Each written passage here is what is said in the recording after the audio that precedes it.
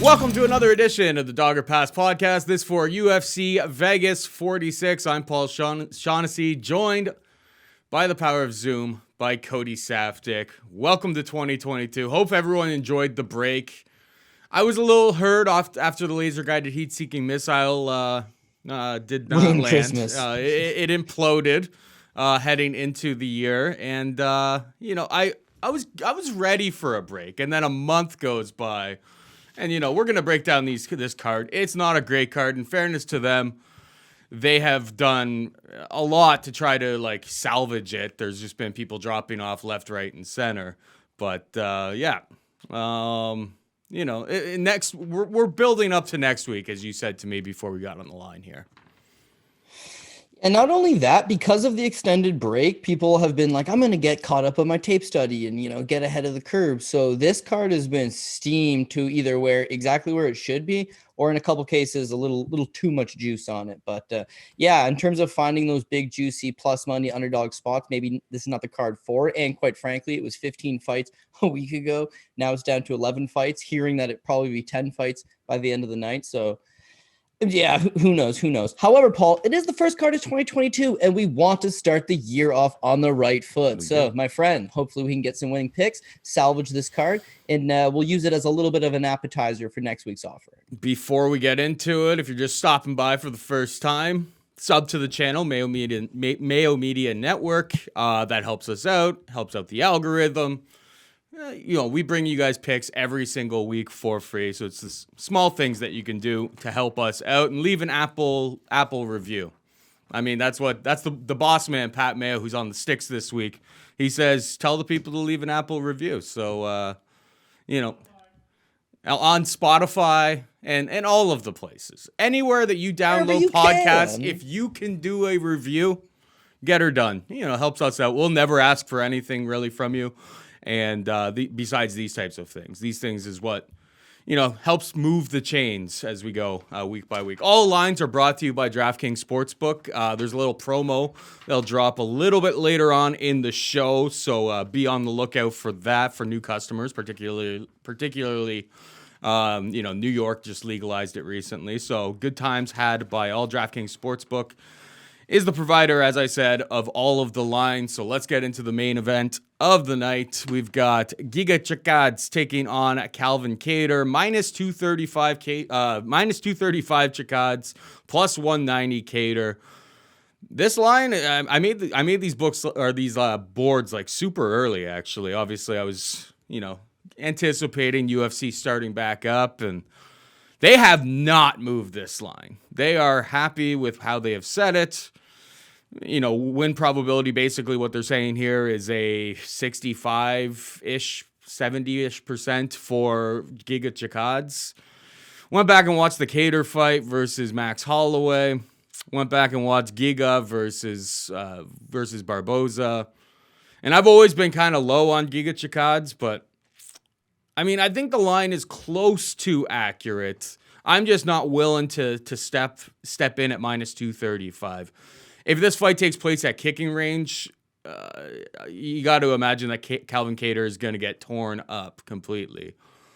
He's going to have to force himself in. He's going to have to pressure. He's going to have to get into boxing range. He is a very, very clean boxer. Max Holloway, made him look human, but Max Holloway does that to pretty much everybody outside of the top three of the division, right? It's a tough task for Kattar. I'm happy that he took a full year off, because that was a life-changing beating that he took at the hands of Max Holloway.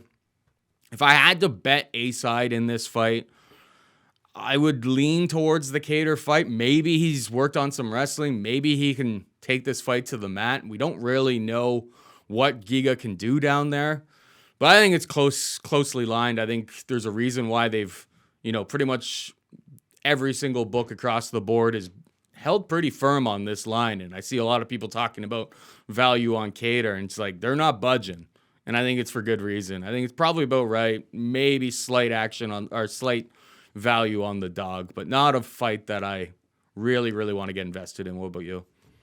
Yeah, like I feel like I want Giga Chikadze side, but at minus 235, it does seem like it's a little bit deep for me. Flip side to that, why not chase the underdog in Calvin Kattar? But again, Calvin Kattar was touted as one of the best boxers in the UFC. His hands are so good. His boxing's so clean. It's so crisp. People keep rating him consistently and just, one of the better strikers in the division and certainly one of the better boxers in the division.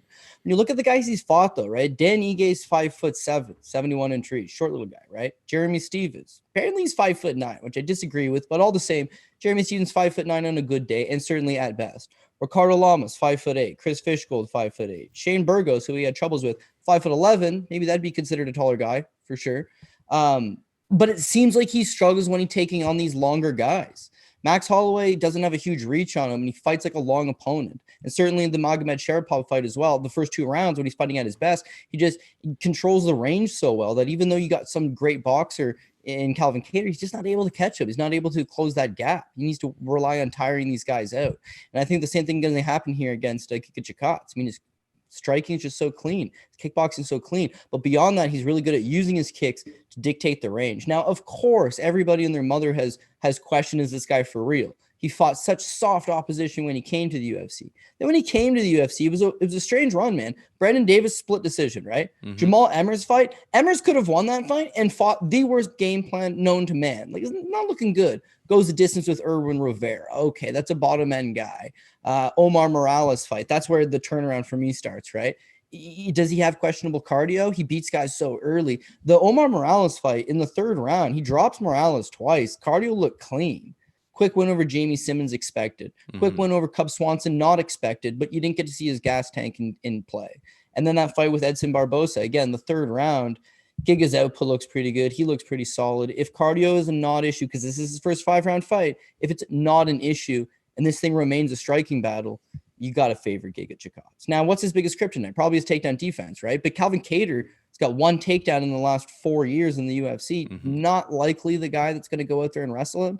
So it's going to be boxer against kickboxer. And unfortunately, one guy's using 4 weapons and one guy's using 2. So I favor Giga in that regard. The problem with Calvin Kattar is that people keep mentioning the Max Holloway fight where he just takes so many shots. But even over the course of 5 rounds, he lands 133 significant strikes of his own. That's more than twice as good as Giga's ever landed. Giga's not really an output guy. So the worry here is that you'd probably bet Giga pre-fight and you'd have an opportunity to maybe hedge out the later this thing goes. And if you want Calvin Kattar, I would strongly suggest don't bet him right now. Bet him after the 2nd or 3rd round. He's likely going to drop the first 2 rounds, but he's the guy that's been 5 rounds. He's the guy that's taken huge shots and survived and been able to not come back, but, stay in the fight. Maybe he takes Giga into some uncharted waters and exposes him that way. But as far as striker versus striker goes, got to go with the better striker. Better striker is Giga. Just don't love the price tag. But the official pick is Giga Chikadze. Fair enough. All right, we got Katlyn Chookagian taking on Jennifer Maia in the rematch that nobody asked for. Katlyn Chookagian, a minus 180 favorite. Maia, plus 155. Went back and watched that fight between them, and honestly, it played out exactly how you would expect a fight between these two to play out. Chookagian, a little bit higher volume. I think she outstruck her like 74 to 55. She only landed like 25% of her strikes, but there was lots of hias. Yeah. And Kias and how she wins lots of her fights, activity, and just the boisterous noises that she makes even when she misses strikes. That kind of fools some of the judges into siding with her. But she won that fight fair and square. The one interesting thing that did happen in that fight is with about 1 minute and 15 seconds left in round 3, Maia finally commits to a takedown, gets the fight to the mat. She ends up in half guard, isn't really able to progress, but she was able to get her down there and hold her there. And if I was in Maia's corner, that's what we're going for right from the get-go in this fight, because you're probably going to get out-volumed if you just stay on the feet.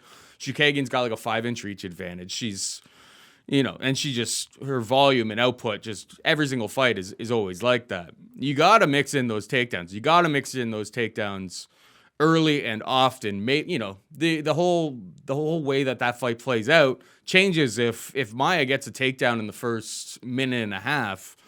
has a whole bunch of top control, steals round one, well, then it's anybody's fight at that point. It was a pretty competitive fight all the way around. I think Chookagian is the rightful favorite, but another line, I think when these lines have been out for 4 weeks now, and all of the degenerates have been, they've been picking away at it.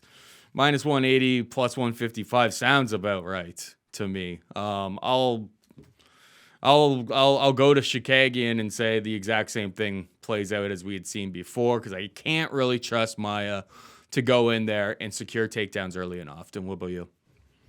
Yeah, you definitely want to improve it. And I think the way the first fight played out, very likely how this fight plays out. Also, both women not known exactly for their finishing abilities. So you're looking to improve the price tag by hitting it by decision. Now, Katlyn Chookagian, minus 180 straight up, not great. Katlyn Chookagian, minus 120 by decision on DraftKings right now. Pretty good. I think that's the direction that you go for sure. Listen, the last time they fought, just like you said, things are going according to plan. First 2 rounds, Katlyn Chookagian. First round's competitive. Second round, she's definitely pulling away. Way more kiosks in the second round. Third round is going her way. By the numbers she outstrikes her in the third round, it's that takedown by Maia and a little bit of top control probably does win the round. All 3 judges, 29-28. Fair enough. If you look at some of the media members, some of them actually gave the fight 30-27 Katlyn Chookagian, but I'd say clean victory. Since then, Katlyn Chookagian has really only fought the best of the division. She's got a loss to Valentina Shevchenko and a loss to Jessica Andrade. But you see new wrinkles to her game when she's fighting these other competitors. She's a BJJ brown belt, been competing a little bit in Brazilian Jiu-Jitsu as well recently.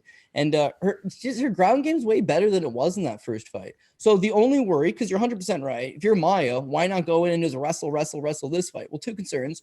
1, I would say Katlyn Chookagian's ground game's actually improved since the first encounter. 2, when has Jennifer Maia gone out with a wrestling heavy game plan?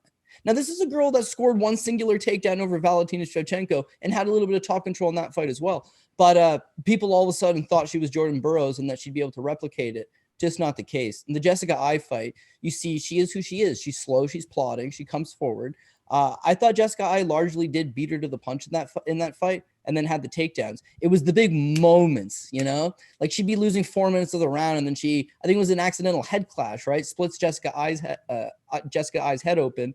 And now there's blood everywhere. Now it looks pretty good for Maia. You score the fight for Maia. It's a bloody war. Those are the kind of fights that a shoot to box stylist is going to thrive in. Against Katlyn Chookagian, she doesn't give you that. She fights a Stephen Wonderboy Thompson game plan, in and out, dancing around. Difference is that she seemingly can stuff a takedown for the most part. Hopefully I didn't just jinx her there by comparing her to Wonderboy, who cannot stop a takedown. 2021 lesson learned, Paul. Not going to do it again this time. So the minus 180 price tag, yeah, it doesn't look great. But by decision, which is where this is very likely headed, that doesn't look bad to me whatsoever. And I think it plays out largely like the first one did. Striking numbers, striking volume, all-around speed advantage goes towards Chookagian. And she ends up winning at worst at 29-28, likely a 30-27. Can't disagree with anything there. All right, we got Brandon Royval taking on Rogerio Bontorin. Minus 160 Royval, plus 140 for Bontorin. Who you got here? I'll admit, with Royval, I didn't really expect a whole lot of him when he was first coming to the UFC. I've been following him in his regional scene career, and he competed for a couple notable organizations, but I just didn't really think he had it. Debuts in the UFC, and he beats Tim Elliott as a sizable underdog. That's a huge victory, taking on a savvy former title challenger in Tim Elliott. It was like, oh, fluke win. Maybe you chalk it up as a fluke win. Then he goes out there in a fight with Kakhramonov, which is just an absolutely, go watch that fight again. What a fun fight to rewatch. Just action-packed. His striking is not consistent, but it's there. He hits hard. He hits you with the shot that you don't see coming. But then again, it just his grappling, his scrambling ability. It's a fantastic first round, although he gets hurt himself. And he comes back and beats Kakhramonov with a guillotine choke submission 48 seconds into the second. Beautiful win. And a win that holds out pretty good in hindsight, considering Kakhramonov is on a little bit of a roll. And then back-to-back losses. And maybe that's why people maybe get sour a little bit on him. When you look at them again, Brandon Moreno, and he looked good early, and then he loses to a man who's the current champion in the Alexander Pantoja fight, where, again, he looks good early and loses to a top 5 guy within the division. And so the Moreno, I can't fault him. The Moreno fight was the shoulder injury, too. Like, if he's able to get to the bell there, they don't stop it. Maybe they're able to jam his shoulder back in, because it seemed like something that had happened to him before. Yeah, yeah. And I was on Moreno in that spot, and I remember thinking, like, I seriously underestimated this guy. Like, I thought the last two wins, even though stiff competition and nice victories, like, I thought they were kind of fluky. And now he is giving Moreno a go, but Moreno figured him out by the end of that round. He took him down, then the shoulder dislocates, then he gets some ground and pound in. Sure, who knows how it would have gone? Definitely towards Moreno. But there's a fight that he's a plus 145 underdog to the guy that's the current champion in the division. Crazy. And then again, the Pantoja fight. Pantoja is such a tough opponent because he can do everything good. Guy can wrestle, spend time in Arizona. His striking pretty on point for this division, and his grappling almost second to none in this division. High level BJJ black belt, strong, and a guy that's kind of tuned his game to not be able to fight into the later rounds. He's shored up some of the cardio issues that have plagued him. But Royval tests some. He falls apart against the most elite of the most elite. Now, on paper, Bontorin's going to pose problems because he does have pretty good BJJ. He's a powered BJJ guy. His problem is that he'll get into these hectic scrambles, he'll fight these hectic paces, and he doesn't got the cardio to keep up. Not with Royval. And that's where I think it's going to come down to, is that Royval is going to have the superior striking. He's going to pounce on him. Bontorin is a little tank engine, man. He's a strong guy. There's no doubt about it. He probably does score takedowns over Royval. But you see how crafty Royval is off his back? See how many submission attempts he's throwing? It's just making him work. He gets back up to his feet, you need another takedown. He gets up back to his feet, you need another takedown. When it is standing, you're losing these exchanges. And I just think that kind of pressure is going to wear down on Bontorin down the stretch. I mean, he's a guy that notoriously has bad weight cuts. And I would want to see him on the scale for this fight. But for the time being, I'd lock in Brendan Royval as the pick. And as far as by decision, inside the distance, like, I don't think this thing's going the distance. So I would think Royval catches him at some point inside of 2.5. I mean, yeah, the over-under is already juiced minus 170 to the under 2.5 rounds, but it's a Royval fight. Right. The guy keeps such a furious pace that, I mean, there really aren't too many people who can keep that pace over the course of 3 rounds. Like, it is fast, it is furious, it's entertaining, and it is probably my pick for fight of the night. If you have any props out there for that, maybe there's a little sneaky value, but probably not. The books are pretty sharp to the fact that Brandon Royval is all action all the time. All right, we got Jake Collier taking on Chase Sherman, minus 130. Jake Collier, plus 110 for the Vanilla Gorilla, Chase Sherman. I don't have a great feeling about... These are both guys that, like, I think when in general we want to fade. You know, you have Jake Collier, who is a guy who is a former middleweight, completely ate himself out of the division. He keeps that volume up pretty good, which is keeping him employed in the UFC, at least for the time being. Sherman is actually a heavyweight frame. The guy's like 6'4". He's built pretty. Like, I don't see him making 205. I definitely don't see him making 185 at any time. Thick shoulders. But, and both of these guys are actually, like, it's interesting. Like, the over-under is juiced to minus 175 to the over 1.5 rounds. Both of these guys, not particularly, potent finishers, more volume guys. I think it's a close fight. It's lined as a close fight. I'll lean towards Collier. But, I mean, you were the guy who was all over Parker Porter. For the less inclined in Chase Sherman's last fight. So do you see a lot of the same things here? Can you just supplant Parker Porter for Jake Collier and you have the exact same result here? What do you think? I think so. So I've got a little bit of strategy. It was working in 2021. We're going to extend it into 2022 and see if it goes. So just bear with me on this one. Okay. Chase Sherman, released from the UFC, can't cut it at this weight class. Heavyweight, the only weight class he can fight in the UFC, clearly. But just can't cut it within the division. They release him. He goes to the regional scene. He's fighting regional scene talent. He's fighting bare knuckle boxing. And he loses to Joey Beltran. Yes. The Mexicutioner, 37-year-old Joey Beltran, loses to him. Comes back to the UFC and beats Ike Villanueva. What people don't realize, because it just sits as a win on his record, is that he tested positive after the fight, right? So he's juiced up during it. He takes a suspension. He takes a fine. Should have been ruled a no contest. Just wasn't for whatever reason, right? Him coming back after the suspension, and if you look at the weigh-ins for that fight, his back, back knee all over the place. I remember you talking about this last time. So the Andrei Arlovsky fight, okay? We go in with the strategy of Andrei Arlovsky is one of these guys that just hangs around. He can seemingly go 3 rounds all of a sudden. He hangs around against low-level guys, and he just slightly outpoints them. There's a good chance that he's going to lose the first round and then come back and win the second and third. Bet Andrei Arlovsky. More importantly, bet Andrei Arlovsky after the first round as well. Both of them come through. Andrei Arlovsky, he almost got knocked the fuck out in the first round. Okay, so let's mark that one down for me. Andrei Arlovsky knocked the F out. I got to bleep that one out for TV. He almost gets knocked out in the first round for what it's worth, right? He does get hit a couple clean times, but Sherman doesn't got a gas tank on him. And once he senses a little bit of blood in the water, he overexerts himself. By the second round, gassed. Arlovsky wins the second round. Third round, Sherman gassed. Arlovsky wins the third round. Both things come true.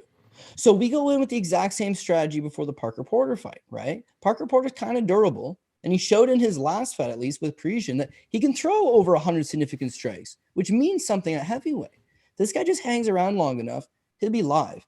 He loses the first round to Chase Sherman, slightly. I think Sherman outstrikes him 27-21 in the first round. But it's still a pretty good round for Parker Porter. The second round starts, it's like energy levels absolutely depleted. He's not on the GAC anymore.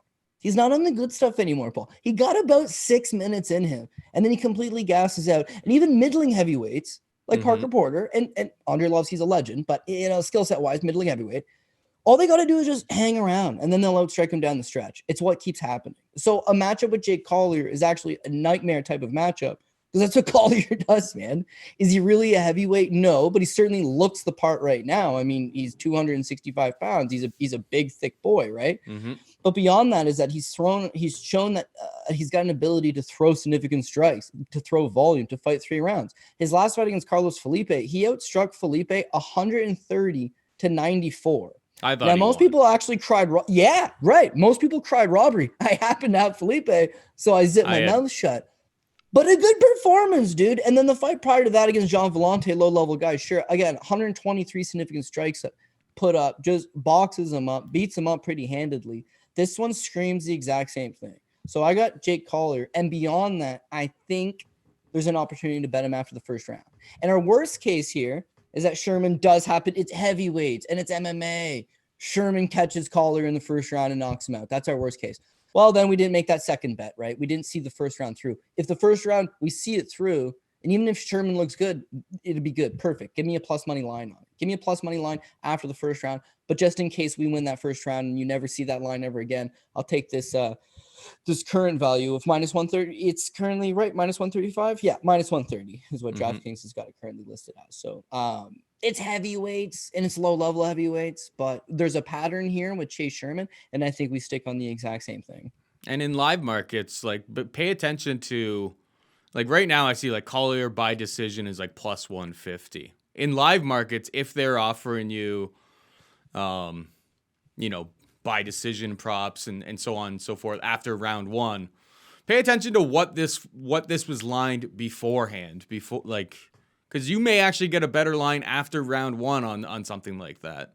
Because whoever's setting the lines live doesn't really, they're going with what they're seeing on tape at that moment rather than what the likeliest outcome of this fight is.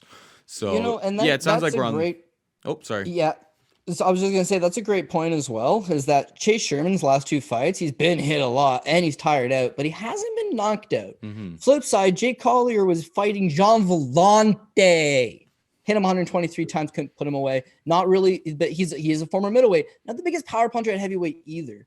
So fight to go the distance is obviously big, but if we've got Jake Collier and a Jake Collier by decision, you know what? It's only plus 150. Wow. Man, I'm telling you, I was thinking about it earlier this week, and it's just the biggest. It's steamed. Everybody's been looking at these lines. Yeah, these lines have been sitting around and getting bet for a while. They're quite stale. But back in the day, you had any sort of heavyweights, and they were not lining over 2.5 to minus 175. They were 50-50. It was a coin flip.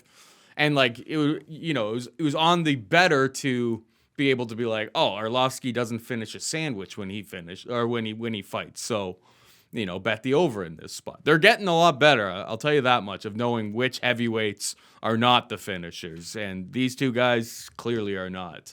It's one of the, that over 2.5 rounds for a heavyweight fight is one of the bigger ones that I've seen in quite some time.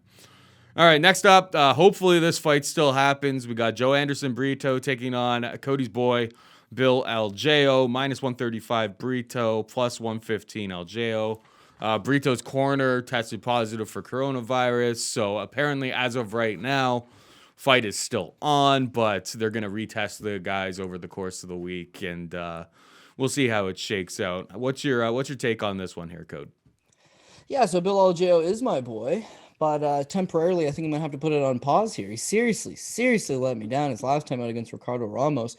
I think when you're looking, what kind of fighter do you like? What's the prototype of a fighter that you like? You want them to be as well-rounded as possible. In Bill Algeo's case, he is very well-rounded.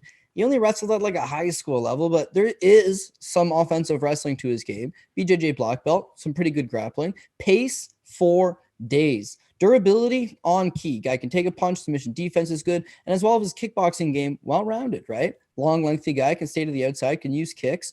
There's a lot that you can like to Bill Algeo's game. So that's kind of one of the reasons why he's my boy. A fight with Ricardo Lamas, you give him a free pass there. It's his UFC debut. He's taking on a former UFC title challenger. It's a tough go in your debut. But he showed some glimpses to his game. Didn't look terrible in that fight. Comes through for his big against Spike Carlisle. You and I are both on him. He does exactly what Billy Q did to Spike Carlisle, and that's outwear him, and he showcases his superior skill set. It's that last fight with Ricardo Ramos where he got massively exposed in one dynamic to his game where he is not strong. He does not have any strength. He's just not physical enough.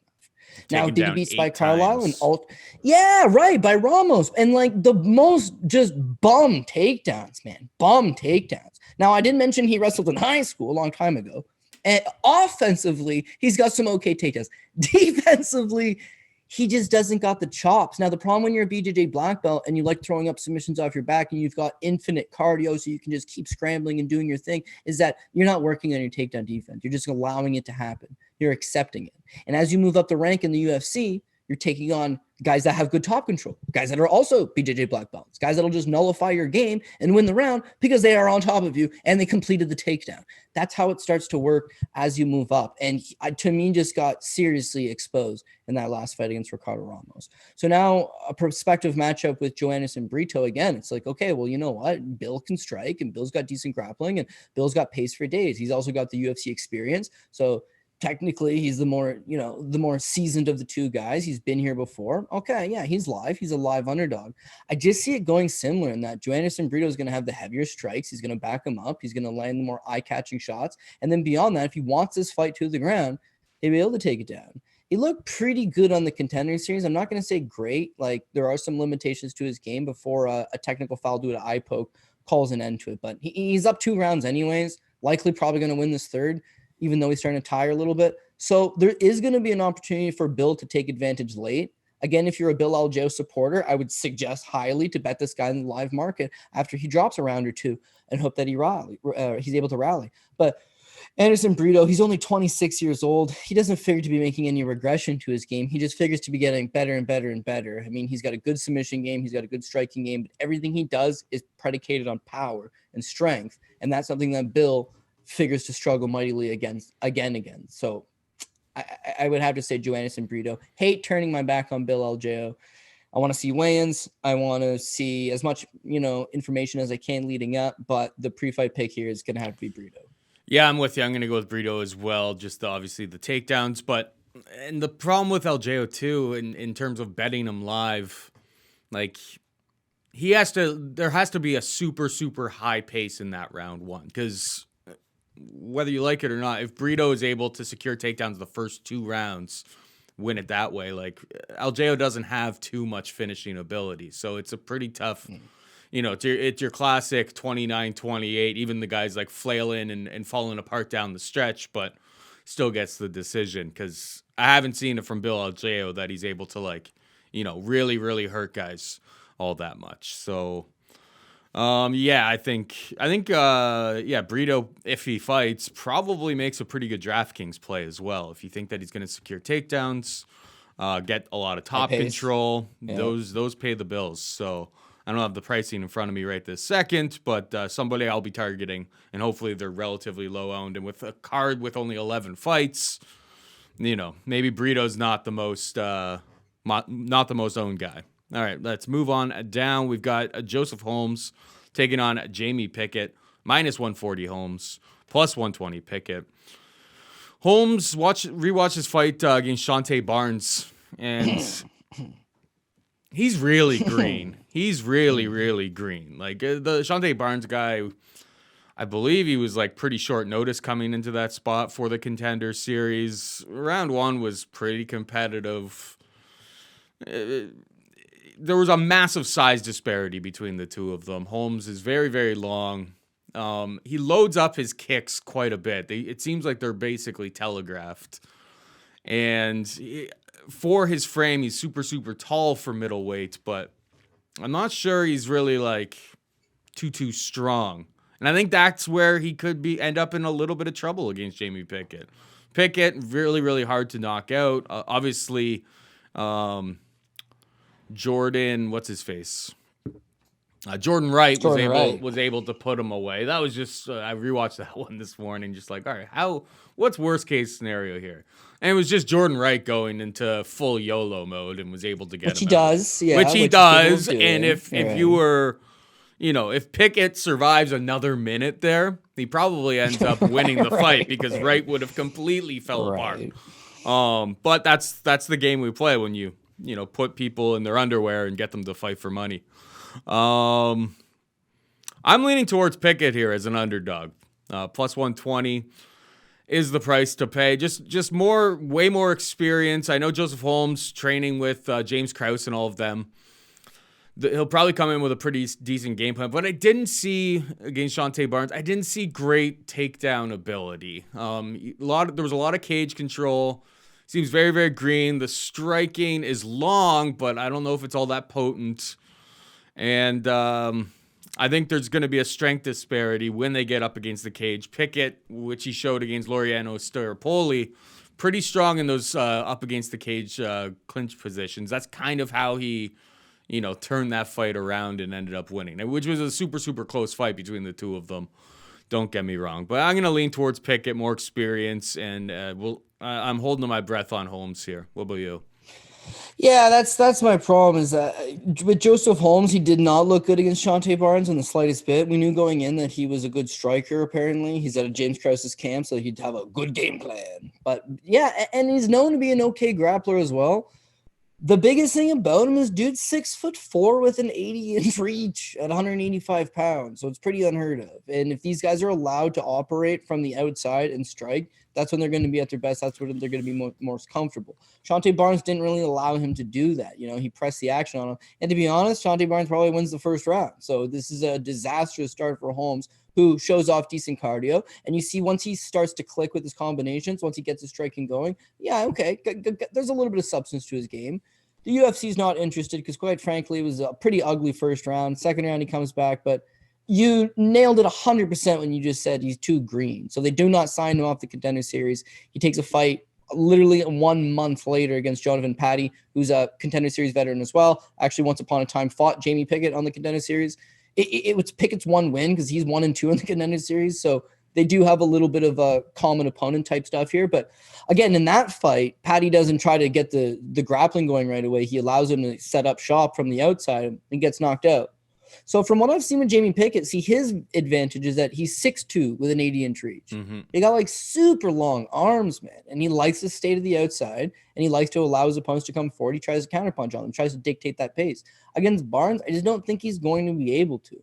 I think Barnes probably does the better work from the outside and just ever so slightly outpoints him. As far as the grappling goes, I couldn't tell you if this is going to end up being a grappling affair. Like, Pickett's not really known for his grappling. Yeah, the Staropoli fight, a lot of it took place inside the clinch, but keep in mind the Staropoli fight was awful. And truthfully, I thought it could have been scored the other way. Like, it was a close, not very good fight. Mm-hmm. Staropoli is a former welterweight who's actually is 6'1". He's got a small frame on him with like a 71-inch reach. Holmes has got a 9-inch reach advantage on Staropoli, a 3-inch height advantage, like completely different type of opponent. So one thing about James Krause and company is that they'll have a good game plan. And I think that game plan consists of stay to the outside and outstrike this guy. If he tries to pin you up against the cage, take your time, get away from him, create space, and then get back to striking. And then that's how it plays out down the stretch, I would say Holmes. I would say Holmes fight probably over 1.5, over 2.5, fight goes the distance. Like, that's where my mentality is at. But this was supposed to be a 15 fight card initially, and I wanted nothing to do with this fight at all. It's a 11, maybe a 10 fight card now. So there's going to be overexposure to this spot. But to be honest, like, it's not, could go either way. I wouldn't be very confident either side. If these fights aren't doing it for you, let's talk about next weekend, when there will be a heavyweight bout between one of the sport's best knockout artists and an undefeated challenger. This will fly, which is great for you because the new DraftKings Sportsbook customer can bet just $1 and win $100 in free bets if either fighter lands a punch. That's all it takes. One jab, cross, hook, uppercut, haymaker, or hammer fist. Doesn't matter. Just one punch, turn $1 into $100 in free bets. The heavyweight title bout is scheduled for 5 rounds, and I can't imagine it goes the distance without a punch being landed. So it's just $1 on this no-brainer and win $100 in free bets. DraftKings is safe, secure, and reliable. Best of all, you can deposit and withdraw your cash whenever you want. Shout out to our new friends who are now available to use DraftKings Sportsbook in New York State. Download the DraftKings Sportsbook app now and use promo code DOP. Throw down just $1 on the UFC 270 main event and win $100 in free bets if Ngannou or Gane land a punch. That's code DOP next Saturday at DraftKings Sportsbook, the official sports betting partner of the UFC. All right, we got Court McGee taking on Ramiz Brahimaj. Straight pick 'em, minus 110 on both sides here. Cody, who you got? Well, I mean, Court McGee's the little tank that can. He just refuses to quit. And when you think that his back's against the wall, he's kind of got one more left in him. But I just think the magic is completely done. Mind you, he cashed me one against Claudio Silva. Cashed you one against Claudio Silva as well. Definitely happy about that spot. But you see the massive limitations to his game. Like, he's still only 37 years old. And to me, that's just mind-blowing. Like, he won the Ultimate Fighter 12 years ago now. He had already previously died of a drug overdose prior to getting onto the Ultimate Fighter. Was the last pick on Tough, lost, got brought back as a wild card, and won. Like, what a great story. 12 years ago. Since then, it's just less and less competitive. I mean, he's fallen into this gatekeeper type of role, but all of his skills, I just think everybody in the division has gone beyond it. So if I was to tell you, Paul, what does Court McGee do well? Would we say he's a striker? He's pretty herky-jerky with his striking these days, you know, stiff, robotic, doesn't got much of a kickboxing game. He fought really stupid game plans against guys like Carlos Condit and Ben Saunders and got outstruck. Okay, fair enough. Can he wrestle? Did I mention he fought Carlos Condit and Ben Saunders and at neither point thought to himself, I should take these guys to the ground? I was on court against Condit, and I was just like, this is not what I signed up for, bud. So ring IQ's out the window. Striking is just it's stuck in 2010, right? His grappling, he's never been submitted. That's like one thing I'll give him, massive feather in his cap, but not as if he's fought in exactly the best grapplers the sport's ever seen as well. For the most part, he's just serviceable. He does have a deep gas tank. That's one thing you can't take away from him. He's durable and he can take you into some deeper waters. So if you have cardio problems, if you are a 1-round fighter, maybe a 1.5 round fighter, Court's going to be able to work his way back into this thing and take it on down the stretch. With Ramiz Brahimaj, that is a possible avenue.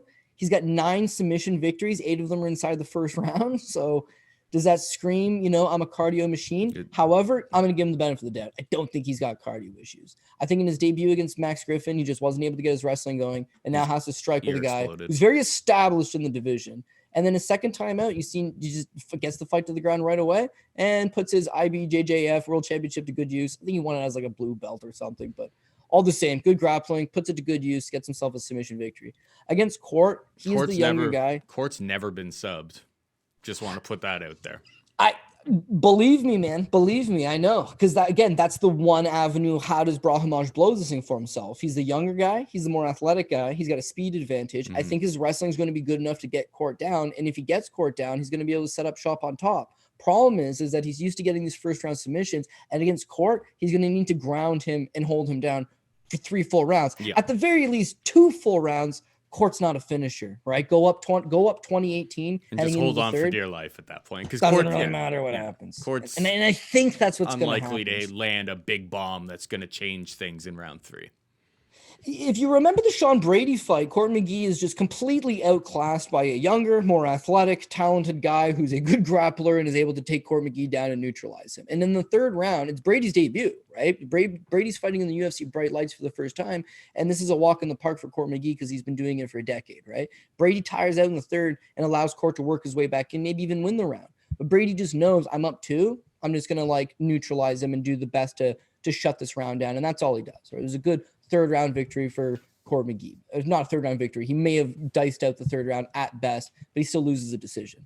To me, that's what this one as well. He's one of those guys that if you like this prospect, he's a green prospect. He could use some more ring time. Court's going to give you ring time. You're going to fight 3 rounds against him. You're going to fight a full 15 minutes, very likely. You're a first round submission guy. You like blowing guys out in the first round, first 5 minutes. Take on Court McGee. Try doing that to him. If you can, you're legit, really legit. More than likely, you're going to have to fight him for 2 and 3 rounds, and we'll get a better understanding of how good of a prospect you actually are. And he's won the Ultimate Fighter. He's got a name within the division. He's not a household name by any stretch, but even some casual fans obviously recognize him from his pure tenure. You're giving a guy a boost. So I think they like Brahimaj. He's out of a good camp out in Texas. He's made improvements to his game. He's going to be the benefactor of the name Court McGee. So, yeah, decision victory for Ramiz Brahimaj. And honestly, the straight-up money line is not too bad. Yeah, I mean, it's a straight pick 'em. So, I kind of thought of a lot of those same things. But my biggest question, which you already broke down for me, was can Ramiz fight this fight for 3 rounds? And Court is, like, up and down in terms of volume. He kind of fights to like the pace that his opponent's willing to fight, it seems, most of the time. It's usually very, very close. But yeah, if Ramiz is able to get these takedowns, get top control, I'm kind of with you. I'll lean towards Ramiz Brahimaj to get the job done. This fight was just added to the card a few hours before our recording. TJ Brown was supposed to take on Gabriel Benitez. Our boy Mowgli Benitez. I can't believe I didn't remember that on the fly. Wow. Well, he ends up dropping out last night. I think at like 4 o'clock in the morning Eastern time. Charles Rosa gets the call. Apparently they called him to fight Topuria next week, who was supposed to fight Evloev, and he's just like, no. He definitely turned down that fight. I can't really blame him. And then took this fight this week. Because I mean, who wants to fight Topuria? That's just when your contract is a certain amount to show up, a certain amount to win. You don't want to be fighting Ilia Topuria, him and Evloev. Like, let's just rebook that fight unless Evloev's hurt for a long time, because those are 2 young studs that nobody in the division wants to fight. But anyway, TJ Brown now a big favorite. He's going to be the super chalk on DraftKings just because of how odds work out. The line's been bouncing around a little bit. I don't believe DraftKings Sportsbook has a price yet, but I took one from a different spot. And it's minus 280. TJ Brown plus 220. That's kind of where they opened it. There was a little bit of a charge on Charles Rosa. And money seems to be coming back on TJ Brown now. I mean, Rosa hasn't had the greatest history at the weigh-in, so I would definitely pay attention to that, considering he's taking the fight on 4 days' notice. Most of his struggles in his UFC career have been against guys who have a grappling advantage against him. He is a good grappler when he gets it to the mat. He is quite solid. Sometimes he's a little bit too happy to just hang out, fish around for subs on his back, giving up rounds. But this is definitely a winnable fight for him if he's coming in shape and he's been training and not just looking for a paycheck. At the current odds, if I was forced to make a play on this, I would probably take Charles Rosa. But I'm going to see how it seems like there's money coming back on TJ Brown now, which leads me to believe I don't have to jump on anything too soon. I can wait till weigh-ins and, maybe we get a plus 180 plus 200. I imagine people are going to bite back at the plus 220 that's out there right now. But I think it's dog or pass here, 100%. And Cody, I don't know if you saw my tweet earlier today. I did. I was going to bring that up, but you did. So Charles Rosa's entire UFC career, he has exchanged wins and losses, and he lost last time out. So he's due for a dub. I mean, we're going back to 2014. This guy stays very, very active. How many fights is this for Charles Rosa? It is. I'm not going to break This down is his every 12th, I single think. one of them, but 1, 2, 3, 4, 5. I just clicked on Berg. I think this is his 12th UFC fight. So he's 12th rotated. UFC fight. Rotated wins and losses. Coming off the loss against Damon Jackson, who probably was able to ice or stop his grappling. Brown kind of fights with a bit of a low IQ. I could see him getting himself into I could see him getting himself into trouble or like shooting for takedowns on Charles Rosa here, and maybe Rosa pulls one out on him. We don't have props, obviously. This fight was just announced this afternoon, but Rosa by sub is something that I'm going to be paying attention to, because if he's a plus 220 underdog, we could get an absolutely silly sub prop in this spot. But I think it's dogger pass 100%. What about you? Yeah. Well, if you remember, we just recently did the Dogger Pass annual awards, and I awarded Charles Rosa most fadeable, and I got to go with it. I know what you're saying. He's been rotating wins and losses. For the record, he's 5-6 through 11 UFC fights. And I think he's about to go 5-7 and lose his job. I mean, he's doing them a favor by stepping up and taking a short notice. Yeah, well, you know what? Fair enough. They're obviously not going to cut him, and he is doing them a favor here. A guy with that much tenure who's never lost back-to-back fights, fair. They're going to give him a little bit of leash. But listen, the blueprint's just been written on this guy, and he ain't no better. Like, Charles Rosa, for the record, is 35 years old. He's had a bunch of major surgeries in his career, and he cannot stuff a takedown. That's not getting any better. Can he grapple off his back? Sure. But is he submitting these guys? No, not outside of what? Manny Bermudez? Like, no, he's not submitting these guys. So he gives up easy money takedowns, and then they just establish top control on him. And from there, he's useless. His striking, just not quite good enough. So TJ Brown's got massive flaws in his game. I just feel like the blueprint's been written there for Charles Rosa. If you want to tape study this guy and be like, well, how are we going to approach this? You look at the Bryce Mitchell fight, first and foremost. Whenever Bryce wanted him down, he got him down, muscled him to the ground more than used technique, and then just neutralized everything, shut everything down, and owned him from top control. Easy money win for Bryce Mitchell, because that's Bryce's style, right? Derek Minner is as one-dimensional could possibly get. He's got no cardio. He's got very limited striking. Almost, I wouldn't say no striking. Very, very limited striking. But he will power you to the ground and try to submit you. And that's all he does. His wrestling looked fantastic. Why? Because he was taking on Charles Rosa, whose takedown defense is non-existent. He's able to fish a couple submission attempts and ultimately just ground him the entire time. Between the one round into the fight, Minner's on his corner, huffing and puffing, head down. James Krause lifts his head up and he says, dude, I know you're tired. Just do the exact same thing. That's all he does. Goes in, one takedown, sits in guard. Third round, goes in, one takedown, sits in guard. It's too easy. So, yeah, he beats Justin James on a split decision where he got clipped by Justin James. He also got almost submitted by Justin James. Not that Charles Rosa has ever actually been submitted, so I can't say almost submitted. Dude's got cast iron submission defense at the very least.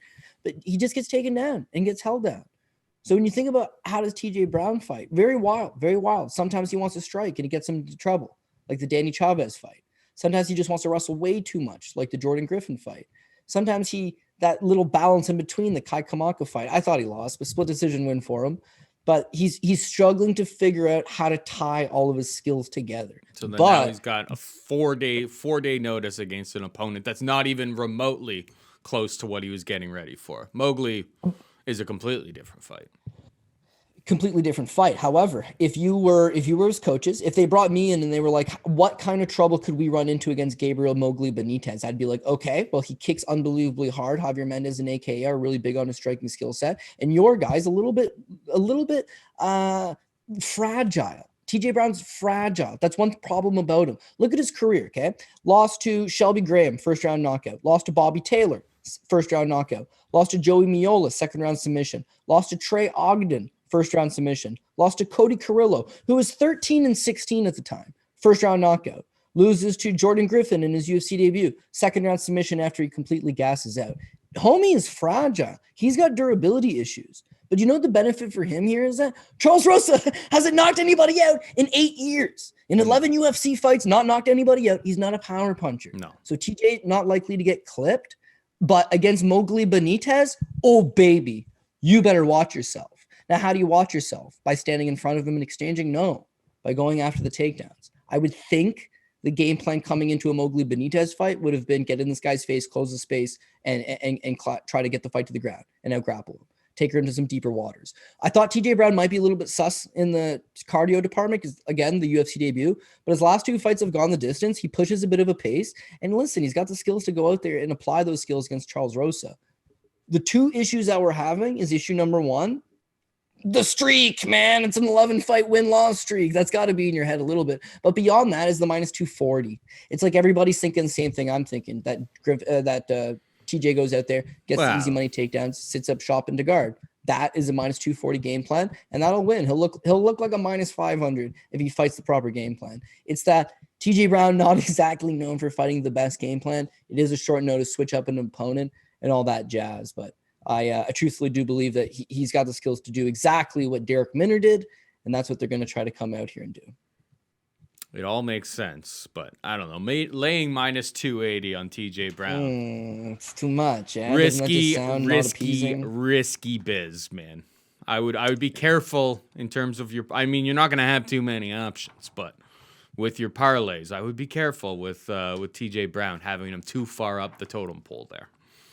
You don't make friends with Charles Rosa. You don't make friends with Charles. Trust me. I mean, I would have already snap played this if I had any sort of faith in Charles Rosa. You know how I love those win-loss back and forths. Of course. As a narrative. It doesn't actually matter, of course, but there's got to be something to it for him at this point. Hopefully he's in shape. Hopefully he shows up on the scales, looks all right, looks the part. We'll see. I mean, it's so fresh. Who knows? He could test positive by jumping on the plane and getting over to Vegas. Like that's the world we're living in right now. So yeah, who knows if this fight even happens on Saturday? But yeah. But I can tell you that once upon a time, Justin James bet $25,000 against the streak. And the streak went on, my friend. So buyers beware, I guess. 100%. All right, we got Viacheslav Borshevvs taking on Dakota Bush. Minus 190 Borshevvs, plus 160 Bush. Who you got? Yeah, so I would love to fade Slava Claus. Something about him I can't quite get around quite yet. I'm sure he's making improvements to his game, but I mean, he's not really a prospect. He's 30 years old, so he's going to have to start moving his way up, and being in the UFC, great, but he's still green still. He comes from this Russian kickboxing background. Everything he throws is heavy duty. Like, he puts a lot of emphasis into all of his strikes, and he is currently the Team Alpha Male striking coach. That's not as impressive as it sounds, only because like Cynthia Calvillo once upon a time was the striking coach. Like they've gone Dwayne Ludwig and Martin Kampman and Master Thong, and like it's been a revolving door. Mike Malott he's a head coach there, right? I can say he's a striking coach. All I'm saying is like it sounds good, but he's stiff. He's just a big stiff power striker, and I don't think his wrestling's all that good. He's been taken down a pile of times. Well, what I will give this guy is that he fights probably similar to his training sessions in the gym. He gets taken down all the time. Team Alpha Male, they got a plethora of solid wrestlers to work with, and he scrambles and he gets back up, gets taken down again, scrambles and gets back up. And when he is standing, these power strikes eventually just start to take their toll on you and add up. So I made a serious mistake by fading him against Chris Duncan on the Contender Series. Chris Duncan, he's a Scottish prospect, trains with a couple good guys over in Scotland. One of the top prospects, I would say. 7-0, he's undefeated. He fought for Bellator. He's got a pretty well-rounded game. There's a lot you can like about him. And he just looked lost from the onset. I mean, Slava Claus just stood in his face, bombed him with power shots. He just didn't know what to do. He looked lost in the first round, loses the first. And then the second round, it's like, okay, now is where we got to put the foot on the gas, hopefully tire this guy, work your way back in. It's like not happening. And Slava eventually knocks him out. He's like 28 seconds into the second round. He catches him on like a left hook, puts him down. Okay. This guy's limited, but there is something to his game. Now, we needed the right opponent to try to fade him in his UFC debut. This just ain't the right opponent in Dakota Bush. I think Dakota Bush probably does have a wrestling advantage in the aspect of his wrestling's good enough to take Slava down, but then Slava's going to get back up because that's what he does. I mean, again, he's trained for this. He knows if he's not going to be the best wrestler, he's going to get back up and use his striking. And with Bush, it just shows that, the longer the fights go, the more gas tank is a bit of an issue. Cardio starts to let him hang dry. Once he's hanging dry, he's taking damage. Once he's taking damage, his game just falls completely apart. His fight with Austin Hubbard in that first round, it was like, hey, this guy moves pretty good. Seems like an athletic kid, and he's got a good leg kick game. I mean, the kicks are definitely compiling against Hubbard in the first round. Second round, I mean, the kicks are completely gone. It's disastrous. He's flat-footed, he's standing still, and he's getting hit. That'll likely be the situation here. Bush can wrestle and he can grapple. And I think he's going to want to take Slava down in the first. But once his cardio starts to retreat on him, he's going to have to stand there and take these shots. And I just don't think you want to be standing in there versus a guy like Borshevvs, who just hits so damn hard. So got to say that Borshevvs gets the job done here. He's a big favorite in the spot. I think most people are on the same page that he, again, when you're at Team Alpha Male striking coach or not, is that you're getting in really good reps with guys just like Dakota Bush every single day. If you're Dakota Bush, he trains a little bit at Fortis. He's moved around. He's got good training partners, but you don't train with anybody like this. You don't have anybody who's just some heavy striking Russian. You take him down, he just gets right back up and tries to terminate you, right? Is he still limited? Is he still green? Will he be exposed down the road? I do think so. On Saturday, I don't necessarily think that's the case. So give me alpha male striking coach on this occasion, Viacheslav Borshevvs. Borshevvs, I believe. Oh, I don't know where you're getting that L. Borshevvs. You know what? I've come to realize with the different foreign fighters that, who knows how to pronounce the names? I mean, you think you get it, you practice it, you're like, this is how you do it, and then you see some broadcast and it's way off. But you're right. It is. Are you trying to be the Don Cherry of MMA? No, I was trying to just stick to calling him Slava Claus, right? Because I think it's a great nickname. It is. Yeah, and that's why I was calling him Slava for the first, half of the breakdown. But then eventually I was like, his name's not even actually Slava. Some people might be like, who are you talking about? So I butchered his last name and really threw them off and confused them. But I don't know if you're on the same page or not. I just think that Bush is eventually going to tire and his game will start to fall apart. Yeah, I'm 100% with you. Don't love. I mean, there's not a lot to completely love on this card. I'm leaning towards it. I don't know if I'm going to end up betting it as the week goes along. Moving on down, we got Saidyokub Kakhramonov taking on Brian Boom Kelleher. Minus 155 Kakhramonov, plus 135 for Kelleher.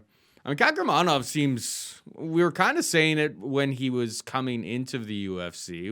I had watched at least the Umar Nurmagomedov fight from 2018 in PFL. And I was like, this guy looks like he's got skills kind of in all aspects of the game.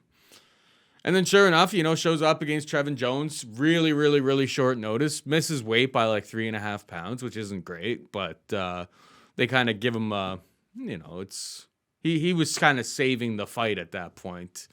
And he looks the part. Like, he doesn't look like he's very green at all. The guy's obviously taken on some pretty good opponents over the course of his career. He's very, very aggressive on the feet. He's got a submission game. Wrestling seems to be on point.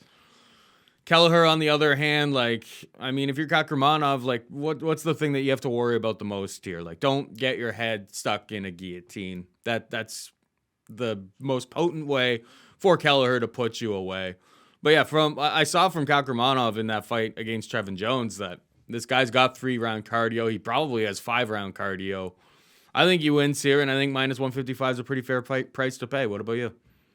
Yeah, man, I completely agree. I think Kakhramonov answered a lot of questions in his debut, mostly when he looked really good against Umar Nurmagomedov, no doubt about it. That was like his coming out party, even in a loss. Like, this guy's for real. Then he runs into that Pipe Vargas flying knee, and he started off good too, man. Runs into a flying knee. What can you do? Then there was not enough activity out of him. So again, it's like, where's this guy at? Trevin Jones has been an upset specialist in the UFC. He's cashed big plus money tickets in his first two UFC fights. He's got huge power. He's got a decent grappling game. Kakhramonov's taking the fight, like you mentioned, on ultra short notice. Like, okay, got to think he's the rightful underdog in this spot. This kid looked big, man. He is a big bantamweight. I mean, big old back on him again. He did miss weight. But standing at 5'8", having like a 70-inch reach, like he's a pretty big guy. He was considerably bigger than Trevin Jones, and he'll be bigger than Brian Kelleher. Comes from a wrestling base. His wrestling's good. I think good enough to nullify the wrestling from Brian Kelleher and keep this fight standing. As far as the striking goes, they're both a little bit wild. They're both not the most technical, but are good strikers, stand in your face and just kind of bring heavy pressure. I would say the more aggressiveness is going to come from Kelleher. The bigger strikes, the bigger man. The more ability to actually have his strikes do some damage and get his attention would come from Kakhramonov. So with Kelleher, I think you look at his last fight, he just goes to take the fight to the ground and hold him down all 3 rounds, easy money. to get a decision victory. I don't think the wrestling is going to be on the table for him in this fight against Kakhramonov. I think he's going to try. I think he's going to fail. He's going to be forced to stand with him. He will be able to have some success pressuring coming forward, and he will have success up against the cage. Like the one thing that Trevin Jones was able to do is he had a ton of success up against the cage, clinch, pressing him up his back against the wall. And I think that comes from inexperience for Kakhramonov. And you know what? Kelleher's got a ton of experience. But I just think the younger, larger, more athletic guy who does have that wrestling base, he's already got a win in the UFC now, and he looked good doing it, is all going to be good. And last but not least, Kelleher has good, fairly good cardio, right? So that's another thing that he'll do is he'll try to take opponents into deeper waters and then expose them. And you nailed it 100% when you mentioned Kakhramonov, 3-round cardio, looked like he had 5-round cardio. He was not getting tired, right? That was his biggest weapon in that last fight against Trevin Jones. And he took the fight and missed weight all like in the span of a week. Like that's not him at his best. No. And you saw the kind of pace that he is capable of putting on. So I'm going to agree. I think the kid has got a bright future, and this is a good showcase spot for him. And finally, we got Vanessa Demopoulous taking on Silvana Gomez Juarez, -130 Demopoulous, +110 Juarez. Who you got here? Okay, so this is going to sound really lazy on my part, but I think I'm going to go Silva Gomez Juarez.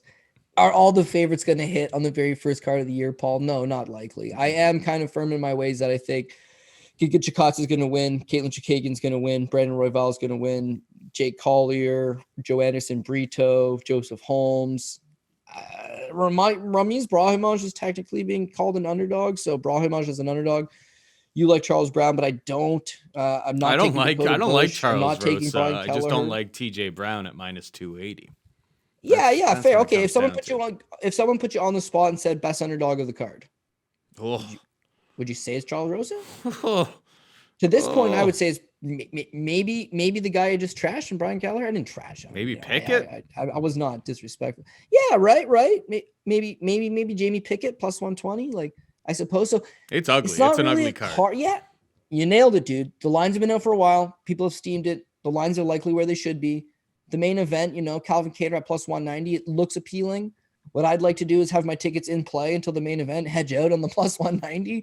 Yeah. But I need to put the winning combinations together. And part of that is sniffing out who potentially could be the apple pie shitter. And again, if I'm taking all the favorites at this point, this last one is dog or pass. It's the name of the show, and that's what this fight is. And the dog is Juarez, and that's who I'm going with. Vanessa Demopoulous definitely has good BJJ credentials. I mean, her grappling's excellent, inverted triangles, throw up the armbar. She's a former stripper. And if you can imagine what she's able to do on that pole, she can do to somebody's limb in a cage fight. She's got some advanced stuff. Her striking, leaves something to be desired, right? Her hands are low, her face is forward, she gets hit a lot, but she's ultra aggressive, hyper aggressive, comes forward, stays in your face. A lot that you can like about that. Admirable stuff. Problem is that she can't tie the two things together because of a non-existent wrestling game. Mm-hmm. And in many ways, it's just like Mackenzie Dern, who, by the way, is her chief training partner. Mackenzie Dern is a fantastic grappler. Mackenzie Dern's grappling or striking, it's okay. It's just not going to win top 10 fights in the UFC, right? You can win against prospects. You can win over journeymen. You can win over people who are kind of outside of that top 10 range. But when you're taking on contenders, just striking is not good enough. Vanessa Demopoulous' striking ain't winning her striking battles. Her grappling is where her best path to victory lies, and she just does not have the wrestling. And it's the same thing as Mackenzie Dern. Very frustrating. Silvana got taken down 5 times in a round and then finished in her UFC It debut. was embarrassing stuff. And we were on Lupita Godinez in that spot. So maybe but if Demopoulous is ever going to land a takedown, maybe this is it. I considered that largely. I went back and forth in my head. I said, you know what?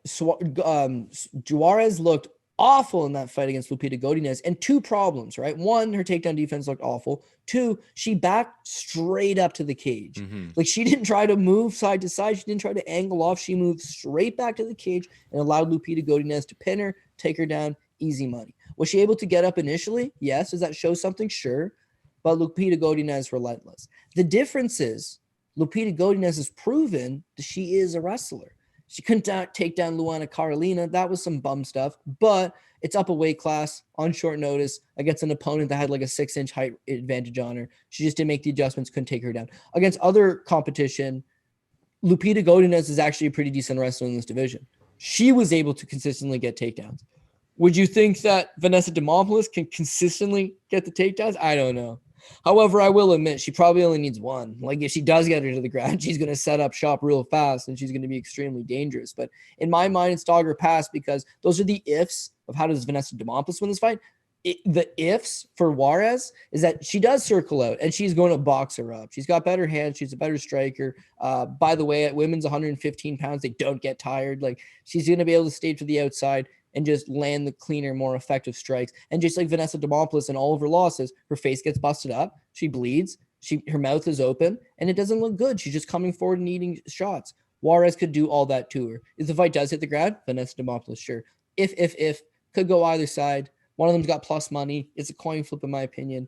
I guess I would ever so slightly lean towards Juarez, but you don't want exposure on a fight like this. Certainly don't want overexposure on a fight like this. It's the very first UFC fight of 2022, so we're gonna have exposure to it, Paul Shaughnessy. I'm just saying, like, it's not. Know what you're getting yourself. There's fights every single week. You don't have to get super aggressive with a fight like this. I imagine this fight is right at the bottom of your parlays because then you can rebuild when Demopoulous is able to get a takedown and submit Gomez Juarez.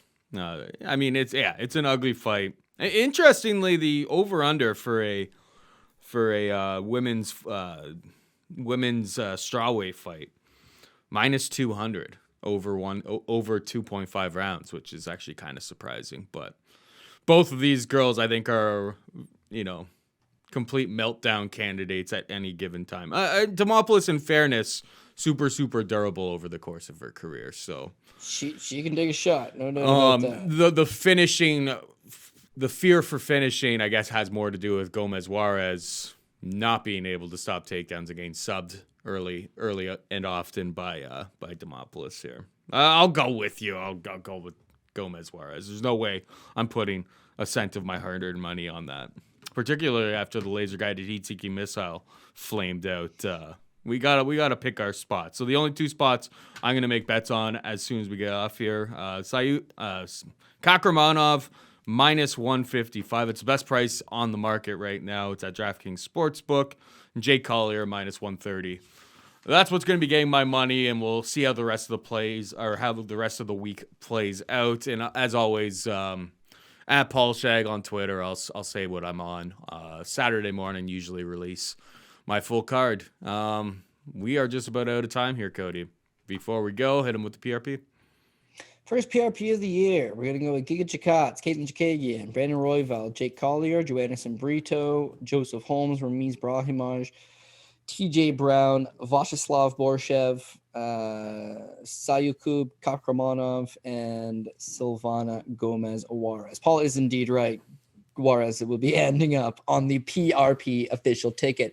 And if she loses, she loses. It is what it is. I would say you want to focus on the better prices, as Paul mentioned. I think he's got one of them. I would say in terms of if there was value, the Katlyn Chookagian by decision, -120. That looks pretty good. Brandon Royval is almost -160. That does look good to me. Jake Collier, of course. That did look good to me. You said Royval by decision? No. Just Royval straight up is -160. Yeah. Okay, sorry about that. Yeah. So I would say Katlyn Chookagian by decision, -120. Royval as a -160. That's value. Jake Collier's money line's value. Joanderson Brito's money line does look value. However, fight could get canceled. And I don't know, does that make you nervous? Is Corman's got COVID? Like, does he got COVID? Is that going to affect him? Like, I don't think so. Is he not going to be able to leave his room except to go to weigh-ins? That's a possibility, though. Like, is he not going to be able to do his regular training routine to get himself kind of, limber and fresh every single day? Probably. He's going to have to do most of that in his hotel room, which can be annoying. And Bill Algeo does not take his foot off the gas. So, and this is his UFC debut. So, yeah, all right. Maybe you want to pass on that one. Could make his weight cut harder, too. The Ramiz Brahimaj money line also does look good. And, that is actually about it. So if you've got like the willpower, maybe you only bet 4 or 5 fights on this card. If you want to get degenerate with it, you'll make some parlays and maybe even hit up Invicta FC tonight. So have some fun. Brahimaj by decision. Plus Collier by decision at +150.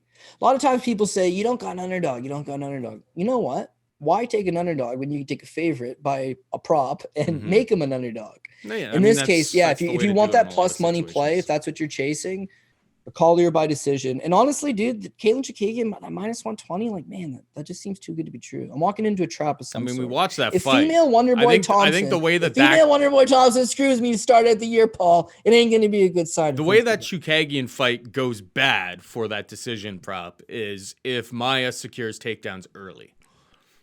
Because she didn't seem to struggle, and once she got her to her back, now Chookagian wasn't exactly fighting to get back to her feet, but like she was stuck there like a door, like she was a doormat at that point. She was just stuck. Right. If she does that in the round one, I mean that changes the entire complexion of the whole fight. So yeah, if you're Maia's corner and you're listening right now, shoot for takedowns. Well, maybe not. Don't shoot for takedowns because Cody's going to have Chookagian on his parlays. Anyway, that is it for us this week. Hope you enjoyed. That's my bad. My bad. All right, that is it for us this week. Hope you enjoyed the show. For producer Pat Mayo and Cody Saftic, I'm Paul Shaughnessy saying goodbye and good luck.